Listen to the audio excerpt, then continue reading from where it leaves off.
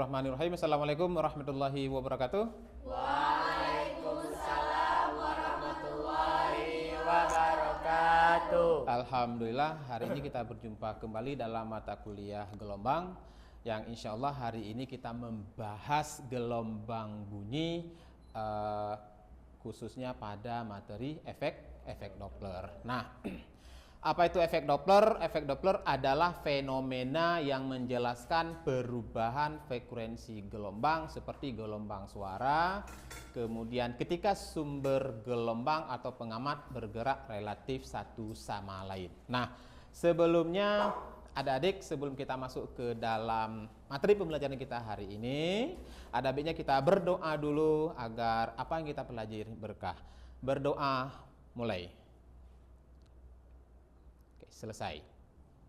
Baik, tujuan pembelajaran kita hari ini yang pertama sekali adalah mendeskripsikan prinsip gelombang bunyi dalam medium gas atau udara. Kemudian mahasiswa diharapkan berdiskusi tentang persamaan gelombang, kecepatan, grup, dan dispersi. Mahasiswa dimintakan untuk membuat animasi efek Doppler, energi, dan momentum gelombang. Nah, kita lihat apa itu efek Doppler. Adik-adik,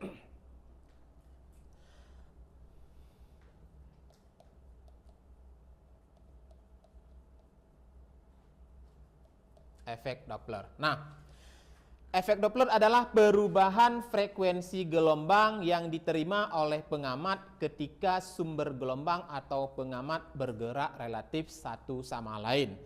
Nah, saya misalkan ada sebuah benda. Ini saya misalkan sebagai sumber bunyi. Sumber bunyi bergerak dengan kecepatan Vs menuju pengamat atau dalam hal ini disebut sebagai pendengar yang dilambangkan dengan Vp. Nah, Doppler menjelaskan bahwasanya apabila sumber bunyi mendekati pengamat, maka Doppler memberikan konsepnya bahwa V-nya itu positif. Namun jika sumber meninggalkan pengamat atau menjauhi pengamat, maka dalam hal ini V bernilai negatif. Nah, untuk lebih jelasnya kita lihat apa yang maksud dengan frekuensi yang diterima. Frekuensi yang diterima di sini adalah banyaknya suara yang didengar oleh pendengar pada saat suara dikeluarkan atau disebut dengan F0.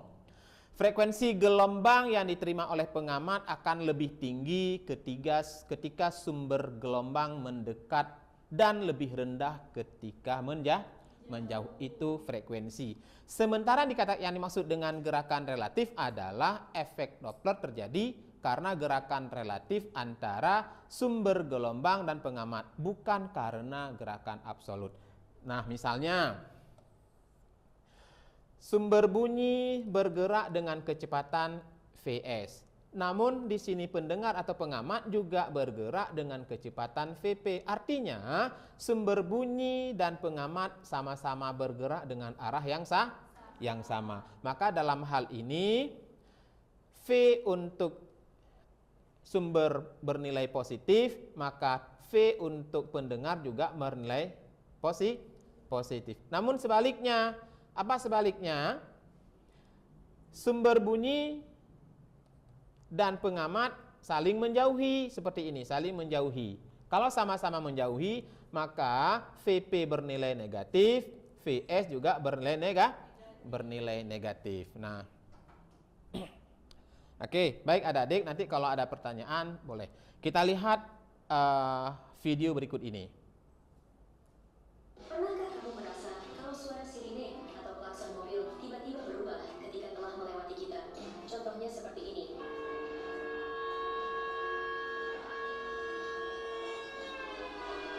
Nah, inilah yang disebut efek Doppler, yaitu perubahan frekuensi gelombang suara karena adanya perpindahan posisi antara sumber suara dengan si pendengar. Ketika sumber suara mendekat ke arah kita, frekuensi gelombang suara meningkat dan lebih pendek, sehingga membuat nada suara menjadi lebih tinggi. Sedangkan sebaliknya, ketika sumber suara ini melewati kita dan bergerak menjauh, frekuensi frekuensinya akan semakin panjang dan menurun, sehingga membuat nadanya menjadi lebih rendah. Jadi, semoga bisa menambah sedikit pengetahuan kita.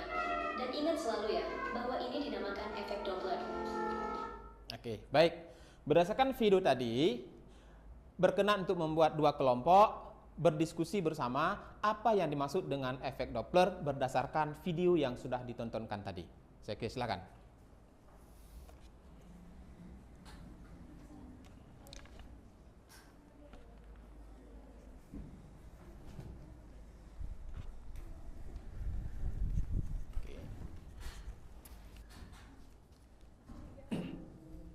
Oke, nah masing-masing kelompok menulis definisi efek Doppler dan aplikasinya berdasarkan video yang ditonton tadi.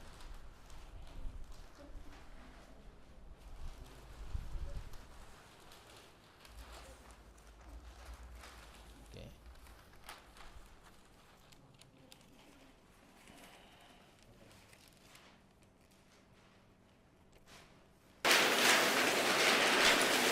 Ya. Oke, dipas dulu.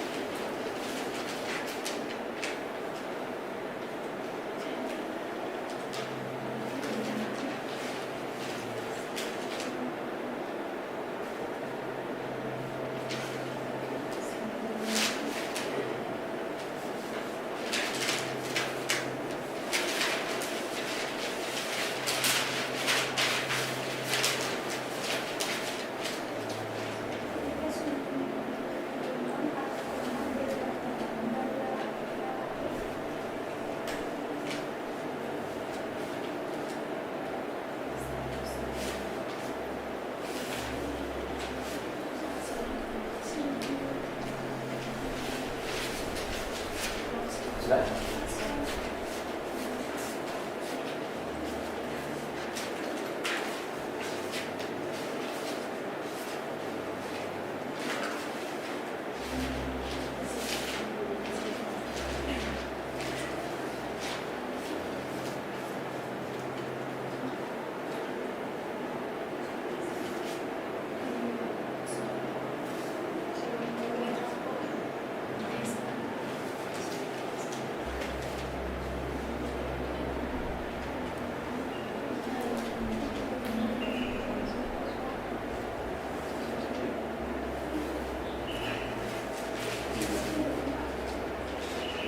Oke, baik, sudah cukup ya. Nah, sekarang kita minta kelompok 1 untuk presentasi hasil diskusi kelompoknya. Silakan. Adalah perubahan frekuensi gelombang yang diterima oleh pengamat ketika sumber gelombang atau pengamat bergerak relatif satu sama lain.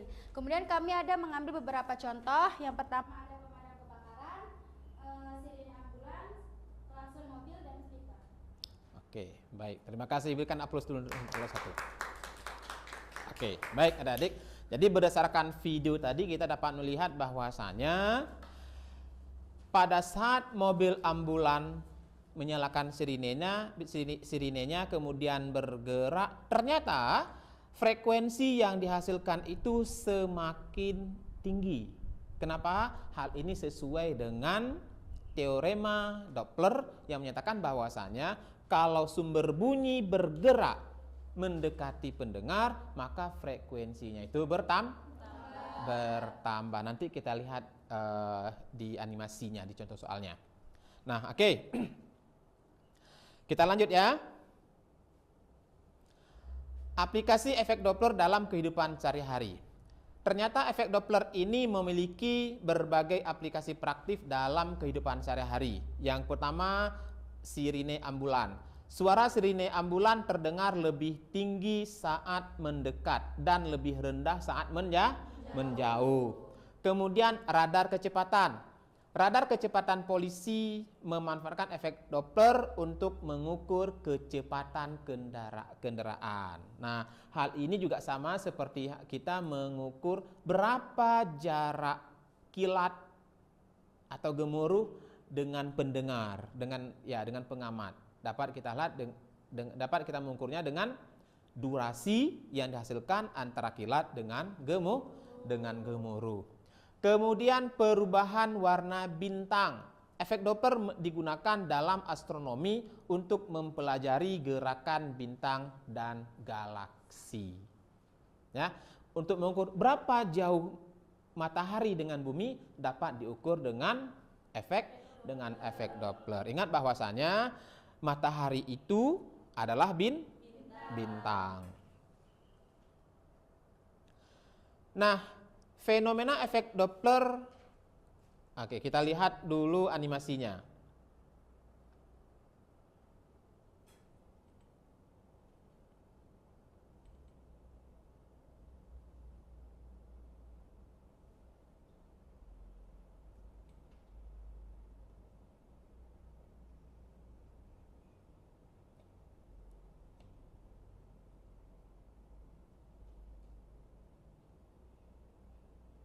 Nah, ini dia.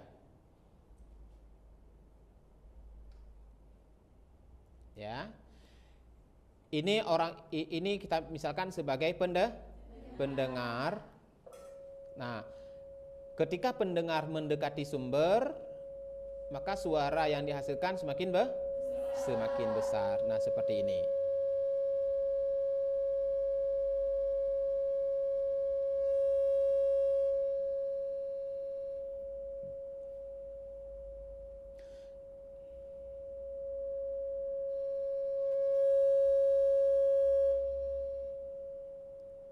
Oke, baik, kita lanjut dulu.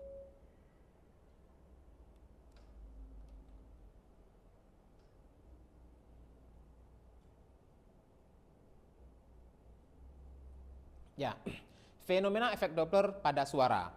Efek Doppler paling mudah diamati pada suara karena perubahan frekuensi dapat didengar oleh telinga manusia. Nah, sebelumnya saya ingin tahu dulu, apa syarat kita dapat mendengarkan suara atau bunyi? Yang pertama harus ada sumber bunyi atau sumber suara. Yang kedua harus ada medium. Apa medium bunyi? Udara atau gas, ya. Oke, yang ketiga apa? Harus ada pendengar. Nah, mengenai medium ini tergantung kerapatan. Medium tergantung kerapatan. Artinya apa? Semakin besar kerapatan, maka sumber bunyinya itu semakin frekuensinya semakin besar. Dan sebaliknya, semakin kecil kerapatannya, sumber bunyi yang dihasilkan semakin kecil. Cepat rambat bunyi di udara sebesar 340 meter per sekon. Nah, sementara cepat rambat bunyi di air sebesar 1500 meter per sekon. Kenapa hal ini terjadi perbedaan? Dikarenakan kerapatan. Nah, karena air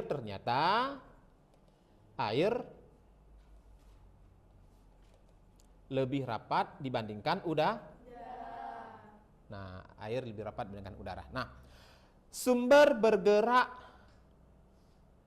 mendekat, maka frekuensinya juga meningkat. Suara yang terdengar lebih tinggi. Sumber bergerak tapi menjauh, maka frekuensinya menurun, maka suara yang terdengar lebih rendah. Artinya apa? Jika frekuensinya lebih besar atau lebih tinggi, maka suara yang didengar juga lebih tinggi.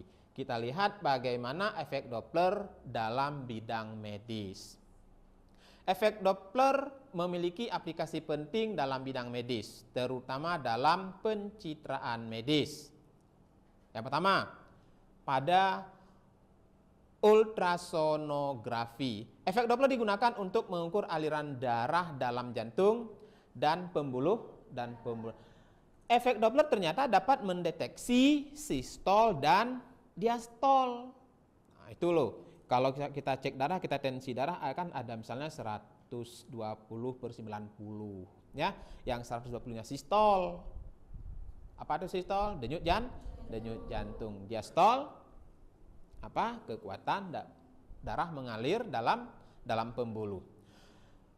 Alat ini digunakan untuk memantau detak jantung janin dalam kandungan. Nah, perhatikan gambar di sana. Nanti ini mahasiswi yang suatu saat akan merasakan hal ini, ya, ketika di USG. Oke, ini aplikasi efek Doppler dalam medis. Nah, efek Doppler dalam teknologi radar dan sonar ini yang digunakan oleh polisi untuk mendeteksi kecepatan mobil bergerak melaju pada lintasan yang lurus. Efek Doppler ya prinsipnya penting dalam teknologi radar dan sonar yang digunakan untuk mendeteksi dan mengukur kecepatan objek. Oke. Untuk radar menggunakan gelombang radio untuk mendeteksi objek dan mengukur kecepatan. Nah, kalau tadi kita sudah bahas tentang kecepatan bunyi di udara. Nah, untuk sistem radar ini ada hubungannya dengan gelombang elektromagnetik. Di mana gelombang elektromagnetik ini berbicara tentang kecepatan cahaya. Berapa besarnya kecepatan cahaya? Yaitu sebesar 3 kali 10 pangkat 8 meter per sekon. Artinya apa? Dalam setiap detiknya, dalam satu detik, jarak tempuh yang ditempuh oleh cahaya itu sejauh 300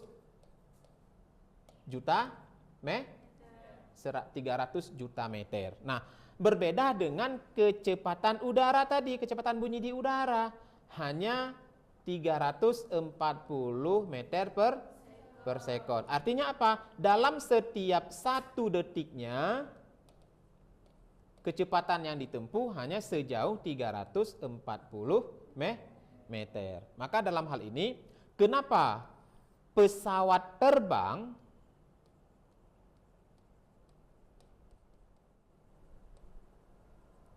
kenapa pesawat terbang? Ketika pesawat terbang melintas, tiba-tiba kita melihat pesawatnya sudah jauh ke sana, baru kita mendengar suaranya. Kenapa hal ini terjadi? Karena kecepatan bunyi di udara hanya 340 meter per sekon dibandingkan dengan kecepatan cahaya. Nah, adik kita lihat satu contoh soal mengenai efek Doppler. Ya, kita lihat dulu yang pertama sekali mengenai kecepatan suara di udara. Oke. Jika diketahui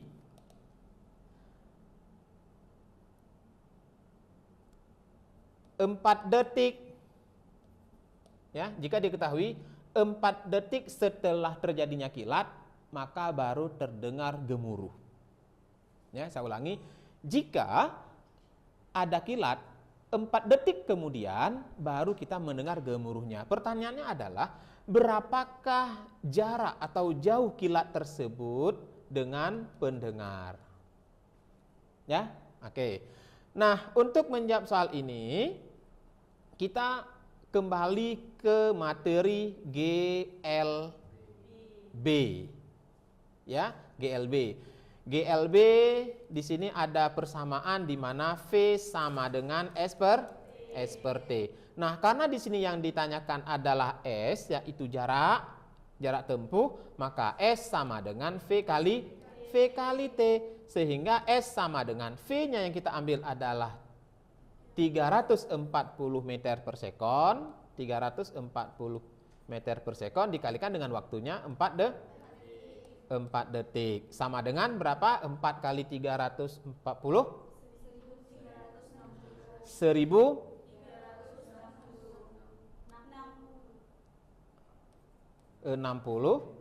meter ya. Detik dengan detiknya habis. Berarti jarak kilat atau petir dengan pengamat sejauh 1360 meter. Oke. Nah, efek Doppler ini juga dapat mengukur berapa kedalaman laut. Ya.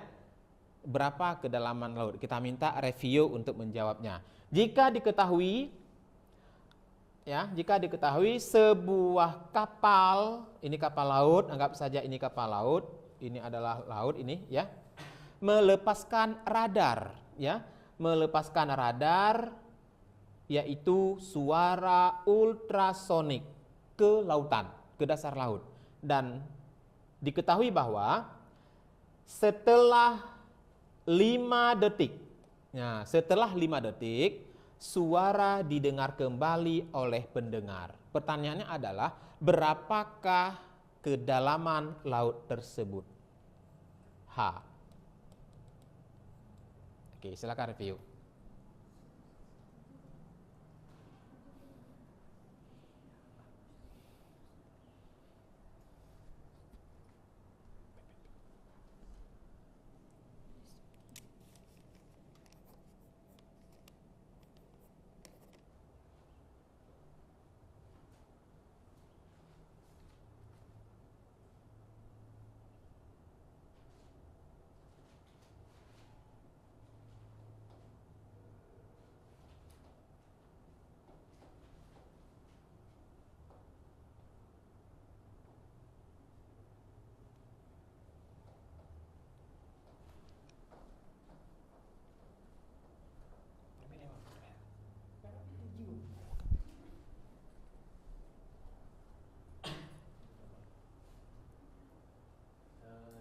Kalau untuk mengetahui kedalaman tadi, di sini rumus pertama yang dijumpai itu adalah V sama dengan 2S per T. Karena 2S-nya dipindahkan ke sini dan V-nya dipindah sini dikali. Jadi 2S sama dengan V kali T. Oke. Dan di sini ada 2 dipindahkan ke bawah, jadi S sama dengan V kali T per 2. Jadi setelah sudah dapat rumusnya, maka kita mencari ketinggiannya itu adalah S sama dengan 1500 meter per sekon dikali T tadi yaitu 5 detik atau 5 sekon per 2 sama dengan 7500 per 2, yaitu hasilnya 3750 meter. Oke, baik. Terima kasih review, berikan aplaus pada review. Terima kasih banyak. Oke, baik. Ini sudah benar ya. Kenapa per 2? Karena di sini ada 2 kah? Ada 2 kali. Oke, kita lanjutkan.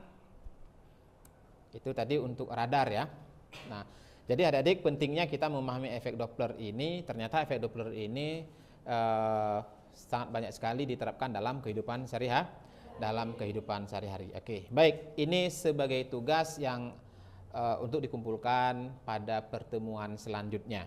Ya, sedikit saya ulangi bahwasanya pada efek Doppler ini ada persamaan umum, di mana persamaan umumnya itu F sama dengan F0 dikalikan dengan V ditambah V0 per V dikurang VS, ya kan?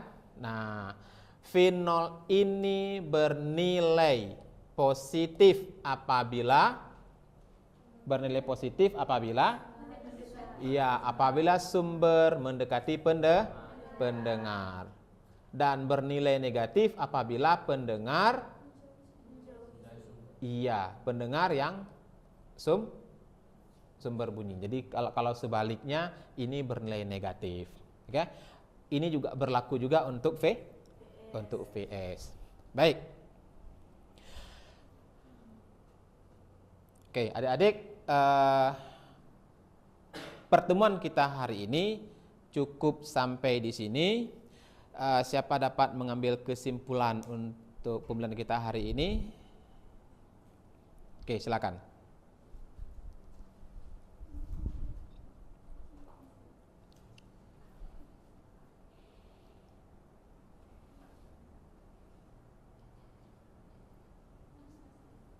Jadi kesimpulan yang bisa diambil dari perkuliahan hari ini yaitu efek Doppler adalah perubahan frekuensi gelombang yang diterima oleh pengamat ketika sumber gelombang atau pengamat bergerak relatif satu sama lain.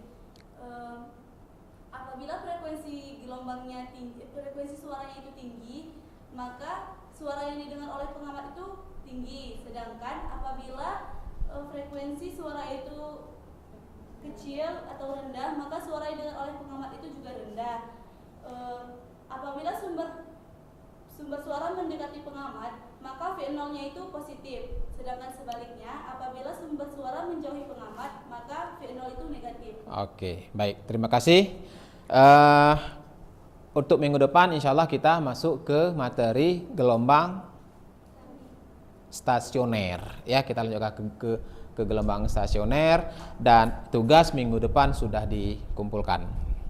Ya, oke.